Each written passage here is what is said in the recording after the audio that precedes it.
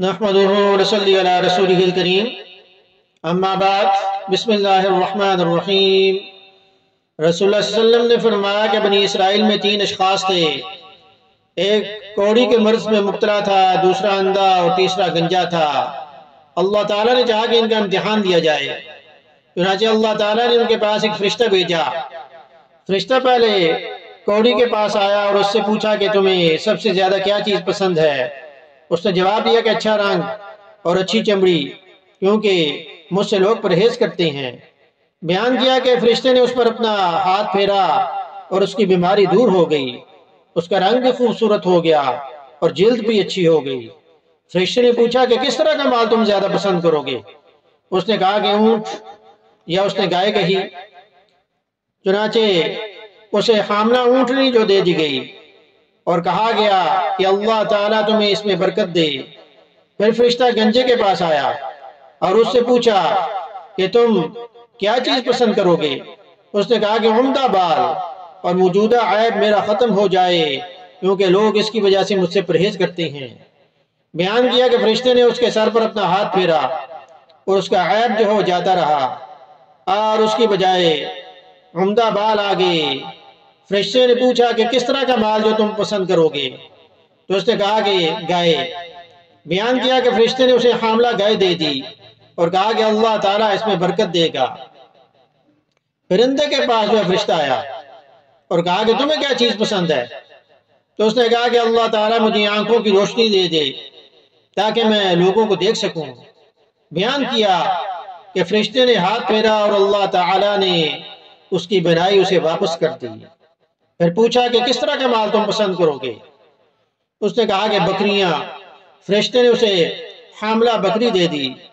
پھر تینوں جانوروں کے بچے پیدا ہوئے، یہاں تک کہ کوڑی کے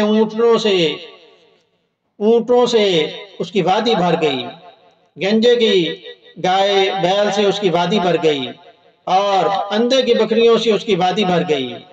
پھر دوبارہ فرشتہ اپنی اسی پہلی شکل میں کوڑی کے مرض جو تھا جسے اس کے پاس آیا اور کہا کہ میں ایک نہایت مسکین اور فقیر آدمی ہوں، سفر کا تمام سامان اسباب ختم ہو چکا ہے، اللہ تعالیٰ کے سوا اور کسی کی حاجت پوری ہونے کی امید نہیں، لیکن میں تم سے اس ذات کا واسطہ دے کر جس نے تمہیں اچھا رنگ، اچھا چمڑا اور مال عطا کیا، ایک اونٹ کا سوال کرتا ہوں جس سے سفر کو پورا کر سکوں۔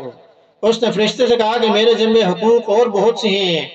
فرشتے نے کہا کہ غالباً میں تمہیں پہچانتا ہوں، کیا تم کوڑ کی بیماری تمہیں نہیں تھی جس کی وجہ سے لوگ تم سے گھن کھاتے تھے؟ تم ایک فقیر اور خلاش تھے، پھر تمہیں اللہ تعالیٰ نے یہ چیزیں عطا کی۔ اس نے کہا کہ یہ ساری دولت تو میرے باپ دادا سے چلی آ رہی ہے۔ فرشتے نے کہا کہ اگر تم جھوٹے ہو تو اللہ تمہیں اپنی پہلی حالت پر لوٹا دے۔ پھر فرشتہ گنجے کے پاس اپنی اسی پہلی صورت میں آیا اور اس سے بھی وہی درخواست کی اور اس نے بھی وہی کوڑی والا جواب دیا۔ فرشتے نے کہا کہ اگر تم جھوٹے ہو تو اللہ تعالیٰ تمہیں اپنی پہلی حالت پر لوٹا دے۔ اس کے بعد فرشتہ اندھے کے پاس آیا اپنی اسی پہلی صورت میں اور کہا کہ میں ایک مسکین ہوں، سفر کے تمام سامان جو ہے میرے پاس ختم ہو گیا ہے، سو اللہ تعالیٰ کے کسی سے حاجت پوری ہونے کی توقع نہیں، میں تم سے اس ذات کا واسطہ دے کر جس نے تمہیں تمہاری بنائی واپس دے دی ہے ایک بکری مانگتا ہوں جس سے اپنے سفر کی ضروریات پوری کر سکوں۔ اندھے نے جواب دیا کہ واقعی میں اندھا تھا، اللہ تعالیٰ نے مجھے اپنے فضل سے بنائی عطا فرمائی اور واقعی میں فقیر محتاج تھا، اللہ تعالیٰ نے مجھے مالدار بنا دیا۔ تم جتنی بکریاں چاہو لے سکتے ہو، اللہ کی قسم جب تم نے اللہ کا واسطہ دیا تو جتنا بھی تمہارے جی چاہے لے جاؤ، میں تمہیں ہرگز نہیں روک سکتا۔ فرشتے نے کہا کہ تم اپنا مال اپنے پاس رکھو، یہ تو صرف امتحان تھا اور اللہ تعالیٰ تم سے راضی اور خوش ہے اور تمہارے دونوں ساتھیوں سے ناراض ہے۔ تو اس حدیث سے ہمیں یہ بات پتہ چلی کہ غرور و تکبر جو ہے وہ بہت ہی بری شے ہے۔ تکبر کسی قسم کا بھی ہو وہ انسان کو ڈبو دیتا ہے۔ حباب بحر کو دیکھو کیسے سر اٹھاتا ہے، تکبر وہ بری شے ہے کہ فوراً ٹوٹ جاتا ہے۔